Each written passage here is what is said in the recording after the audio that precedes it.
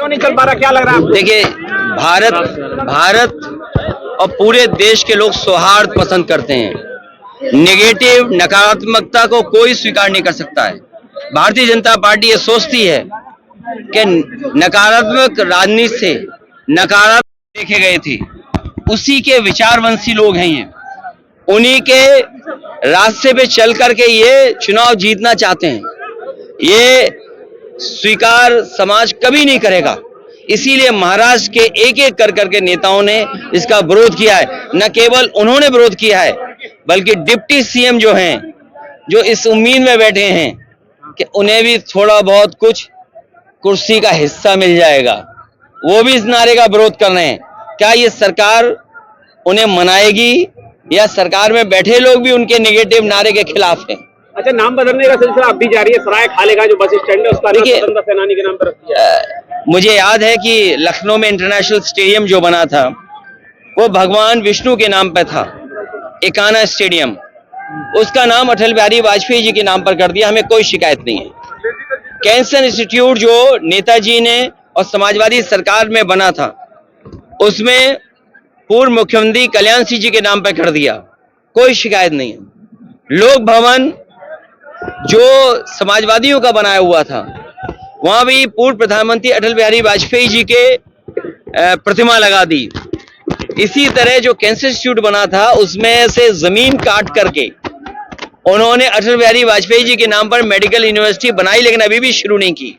सवाल ये नहीं है, सवाल ये है कि दूसरे का काम अपना काम बताते हैं। इससे बड़ा धोखा और कौन दे सकता है? इसीलिए वस्त्र पहनने से कोई योगी नहीं बन सकता है, विचार से योगी होता है। जो काम सौहार्द का करते हैं, जो समाज के कल्याण के लिए काम करते हैं, और जो दूसरे का दुख दर्द समझते हैं, वो योगी होता है। अखिलेश जी, चुनाव आयोग लगातार मॉनिटरिंग कर रहा है, लेकिन विपक्ष पर ही कर रहा है। और जिस तरीके की एब्यूजिव या हार्श लैंग्वेज इलेक्शन में कम्युनिटी के लिए यूज हो रही है, कभी नहीं हुई। देखिए, डिवाइड एंड रूल ये जो नारा है, देश की और दुनिया के पॉलिटिकल कैरियर में, राजनीतिक इतिहास में किसी ने ऐसा नारा नहीं दिया होगा। सबसे पहले तो इलेक्शन कमीशन को इनको बैन करना चाहिए कि जिन्होंने डिवाइड एंड रूल का जो अंग्रेजों का नारा था, उसको नारा बीजेपी ने अपना नारा बनाया।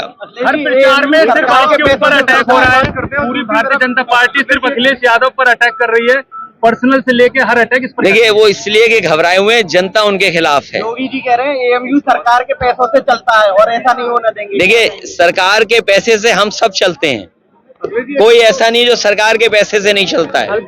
कम से कम उन्हें हाई कोर्ट, सुप्रीम कोर्ट के जो समय समय पे ऑब्जर्वेशन है, फैसले, उसको मुख्यमंत्री जी को जरूर पढ़ना चाहिए। क्योंकि हमारे मुख्यमंत्री जी हैं, उन्हें पीडीए कम दिखाई दे रहा है, डीएपी में भी पीडीए दिखाई दे रहा है। उन्हें लगता है पीडीए, डीएपी ये वही पीएडी है, वो पीडीए है जो समाजवादियों का है।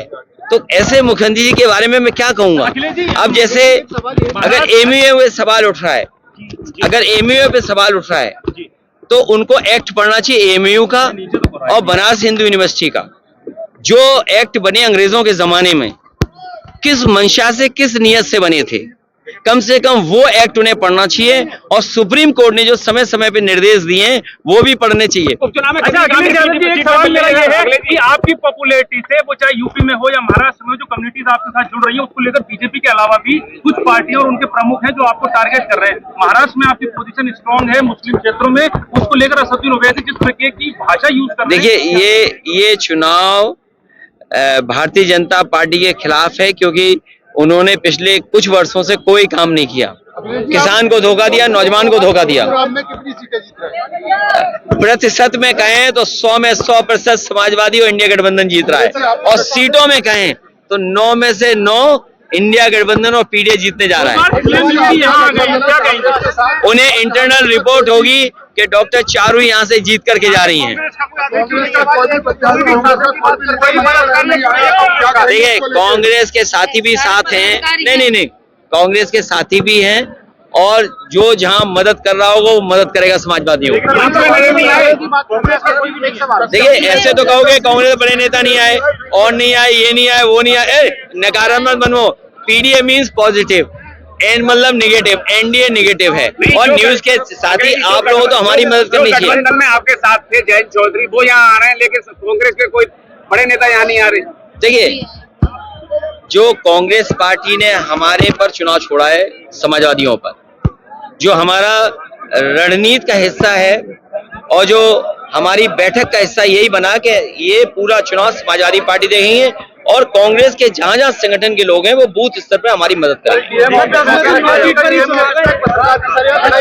अरे यही नहीं, एक पत्रकार साथी को नंगा कर दिया था इनकी सरकार में। ये तो मथुरा में कार्रवाई क्यों नहीं की? ये कार्रवाई करनी चाहिए और हमारे पत्रकार भाइयों को भी सुरक्षा और सम्मान मिलना चाहिए। अरे अगले 9 फरवरी चुनाव हो रहा है, भारतीय जनता पार्टी वाले पूछ रहे हैं। ये भारतीय जनता पार्टी हारने जा रही है।